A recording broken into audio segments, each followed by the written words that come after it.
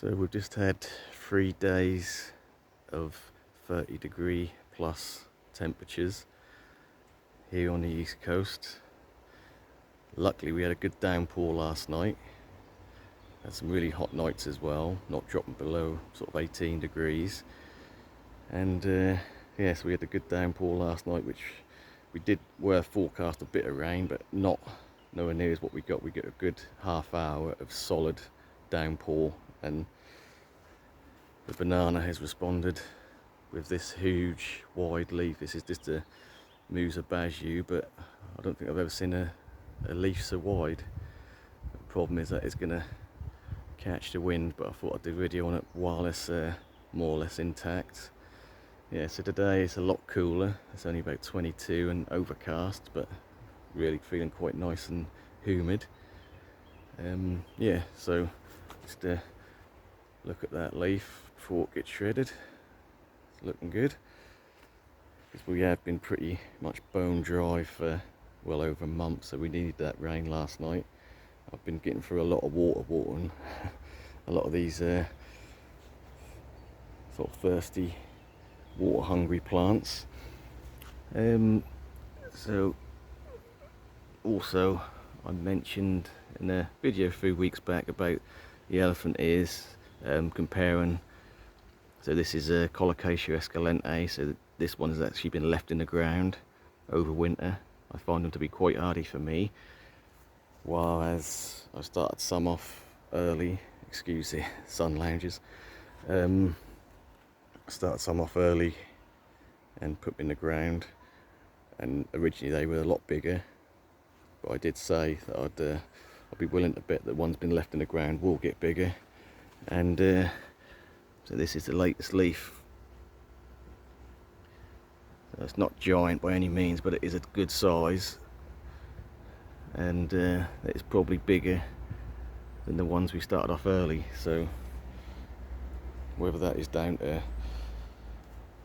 the fact that, you know, when you do dig up the corms at the end of the year, you know, you tend to chop the leaves off, chop the roots off, and you're losing a lot of energy from the corm, because that's going to, you know, if you let it die back naturally, it's all going to go back into that corm or bulb and feed that and give you a better start the year after. So this is definitely what I've found. If you can protect it or mulch it or do whatever you need to do to keep it a little bit dry so it doesn't rot off, you're going to get a bigger plant than even if you dry store and start it early. You know, you could get it started 2 or 3 months earlier than the ones in the ground, and ones in the ground by this time have already caught up and will start overtaking. So quite interesting little bit of a variegation there. But yeah, so this is obviously from one corm left in the ground a few years back, and we've actually got loads and loads coming up from that, so I could do with dividing that out really. So I may do that at the end of the year. Just will maybe dig some up and leave the biggest ones in the ground. Then we've got another clump over there. It's not quite so big, but that doesn't get quite so much sun by mid-afternoon. That's sort of shaded out where this one gets the full sun, so the bigger leaf has responded to that. So that's doing well. So there's that leaf. And yes, I have been gardening this morning, so I've got dirty nails. So there's an idea of the size on that leaf, and let's have a look at the ones we started off earlier this year.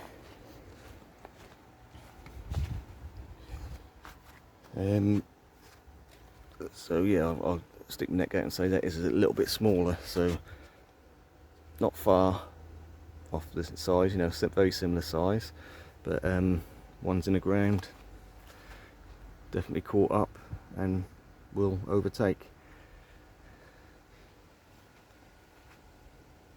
The Thai giant, even though we've had good weather, it's not a giant yet.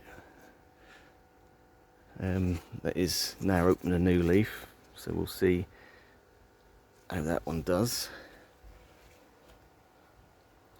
But yeah, again, I think the actual pure dryness of this year, I think it's the 3rd or 4th driest year on record. It's definitely the driest it's been for over 25 years, so that just puts in perspective how it's been really warm but dry. And the problem is a lot of these lush leafy plants do need that moisture as well, and just going around with a hose in the evening's not enough. But that's all what is available to me. So yeah, so I've no doubt a lot of these sort of lush leafy plants would be bigger, along with the bananas and everything else, if I had unlimited water and I could, or maybe one day I might look into doing a drip system. But yeah, so that is what's holding us back, just the absolute dry soil. Even with that downpour last night for a good half hour, I did have a little dig about in the soil, and about an inch down is still bone dry, so we could do with a few more like that. See, the problem is when it's been so dry that does just run off instead of soaking in. Sweet corn's doing well, so we'll start to get, when you get the little tufts on these bits, you ought to just I don't know if you can see that, the pollen coming off that. It's probably not picking up on camera, but yeah, obviously they're wind pollinated, so you need sort of a clump rather than just a row. But you can hand pollinate them yourself, get a bit of paper underneath. Let's see if that picks up on camera.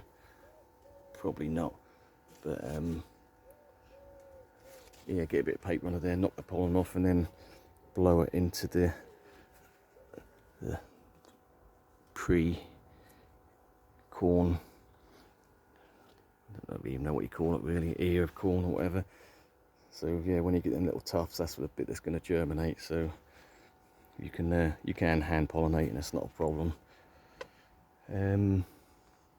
Yeah, so just a quick one on sort of update on the weather and what's been going on.